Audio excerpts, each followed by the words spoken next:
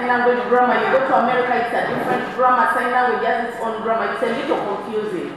People with hearing challenges have asked government to recognize, facilitate and promote sign language in the country. These want sign language to be adopted by the government facilities so as to help them access services and also be included in government programs as they start a week of creating more awareness about the deaf to run from the 25th of September to the 1st of October. The national celebrations are in Moroto under the theme Full Inclusion with Sign Language.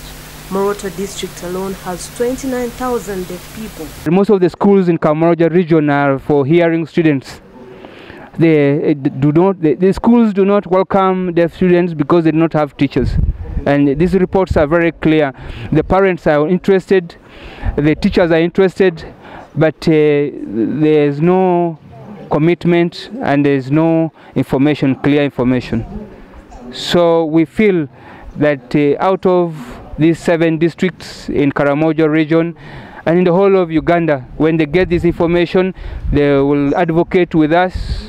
They will work into ensuring that mainstreaming their programs and filling the gaps that are in their programs. The deaf community single out the majority of the service providers in Uganda as not fully familiar with sign language. 28-year-old Betty Najemba is a mother of 1 who was born normally. However, in 1999, at the age of 9, she got a disease that caused her hearing problems.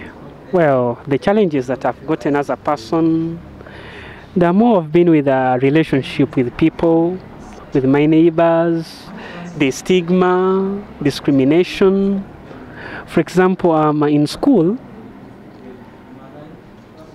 when I joined a secondary school, I remembered one school there where I was competing very well. And the fact that we're learning sciences in O-level, so when I got into that school, so I had the requirements to be admitted in that school, but the fact that I was deaf, they said they couldn't teach me. So I tried to explain to them, but they told me, well, we can try. They said no. So I gave up on that school. So I tried about 3 big schools, but I failed to get a vacancy because I was deaf. Despite all the challenges, Betty has now been able to study and has graduated with a bachelor's degree in accounting. It is also I'm a very hardworking girl. Well, I studied, also went to the university and I studied finance. I learned investments, so I used that opportunity to save and do my own businesses. Causes of hearing loss include genetics, complications at birth, infectious diseases, drug exposure and excessive noise and aging. When you look at the number of 1 million people, it's a very huge number.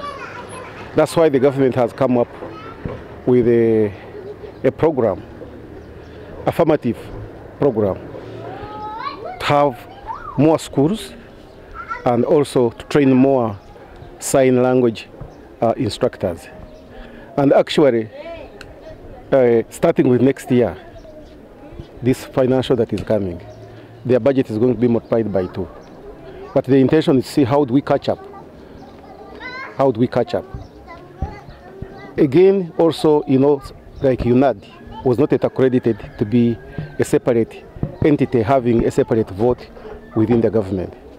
But I'm happy to say that the government now is going to create a vote for UNAD. The government is to build a complete section of primary, secondary and vocational schools of the deaf to serve the Karamojo sub-region. This report by Dennis Wanyala for New Vision TV.